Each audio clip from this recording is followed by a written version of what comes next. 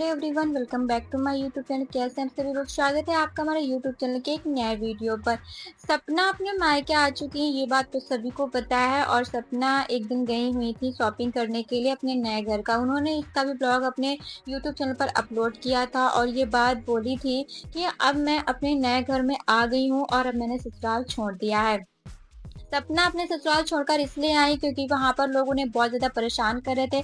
सपना ने ब्लॉग भी डाला था कि उनके पति किस तरीके से उन्हें टॉर्चर करते थे। हालांकि सपना बहुत दिन उसने सहा।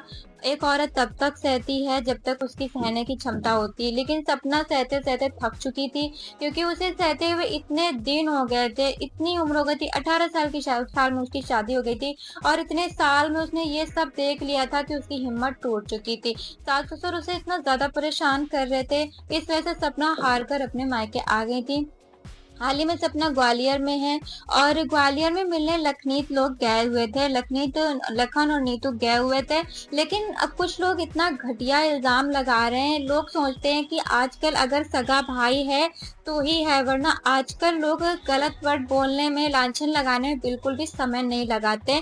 लखन और नीतू पर जो लखन लखन के ऊपर और सपना पर जो एक गंदा इल्जाम लगाया गया है, इसे सुनकर ही लोगों को बहुत शर्म आने लगती है। लेकिन मतलब ऐसा कह देना किसी के लिए कितना गलत होता है कि लोग सोचते भी नहीं है कि आखिर हम क्या बोल रहे हैं, कि किसी इंसान को कितना बुरा लगेगा। कोई इंसान इसके लिए मरने तक का सोच रहा है, ये कितनी गलत बात है। बिना कुछ जाने, बिना कुछ समझे किसी को ऐसे कुछ भी बोलना अच्छी बात नहीं है। ये बात सपना ने बताई भी है और लखन ने रिपोर्ट दर्ज कर दी है उनके खिलाफ जिन्होंने ये सब बोला था। तो उन्होंने ये भी कहा, हस्बैंड वाइफ का कहना है कि मैं अब वीडियो अपनी प्राइवेट कर दूंगी और मैं ऐसा कुछ नहीं बोलूंगी। मैं मुझसे गलती हो गई, ऐसा मत कीजिए। लेकिन किसी के बारे में ऐसा बोलना अच्छी बात नहीं है, क्योंकि आज आप बोल रही हैं, आपके रिएक्शंस वीडियो देख करके आप कैसे वर्ड्स यूज कर रहे, लोग क्या सोचेंगे क्या नहीं सोचेंगे, सपना पर कैसी उंगलियां उठेंगी, थोड़ा सा सोचने की भी कोशिश कीजिए। मतलब जो लड़की इतनी सही है, इतने दिन से सहते आ रही है, इतना सब कुछ सहा उसने, फिर भी इतना ज्यादा किसी के लिए कहना अच्छी बात नहीं है। और बात रही सास ससुर की, तो सभी लोग कह रहे थे कि सपना ने झूठ बोला है और सास ससुर सपना की वजह से बीमार हुए हैं। तो ऐसा कुछ नहीं है, क्योंकि जब सपना मायके आ गई है, तो सपना जब मायके आई तो कुछ दिन बाद ही, दूसरे दिन ही स्कूटी आ गई उनके घर में और सभी लोग बहुत ही ज्यादा खुश दिखाई दे रहे थे। अंशु को भी वीडियो भेजा गया क्योंकि वो अंशु के चैनल पर ही वीडियो डाला गया। ये सब ये दिखाने की कोशिश कर रहे हैं कि हाँ हम खुश हैं, अगर तुम्हें जाना है तो जाओ, हमें इससे कोई मतलब नहीं है। सपना ने भी ये बात अपने ब्लॉग में बोली है कि उनका मतलब है कि तुम्हें जाना है जाओ, हम जितना खुश हैं हम वैसे ही रहेंगे, हमें तुम्हारे जाने से कोई फर्क नहीं पड़ता है।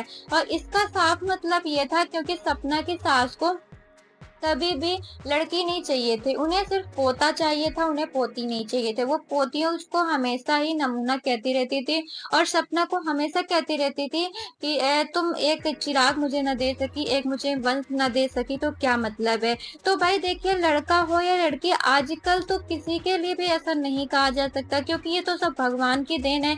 क्या होता है क्या नहीं होता है ये तो सब भगवान के ऊपर है। लेकिन किसी को ऐसे टॉर्चर करना, शायद इसी वजह से सपना की सास भी सपना को पसंद नहीं करती थी, क्योंकि सपना की सिर्फ लड़कियां लड़कियां थी और वो अपनी बेटियों को बहुत ही ज्यादा प्यार भी करती थी। ये बात सपना की सास से बिल्कुल भी हजम नहीं होती थी। इस वजह से वह खुद चाहती थी कि सपना यहाँ से चली जाए।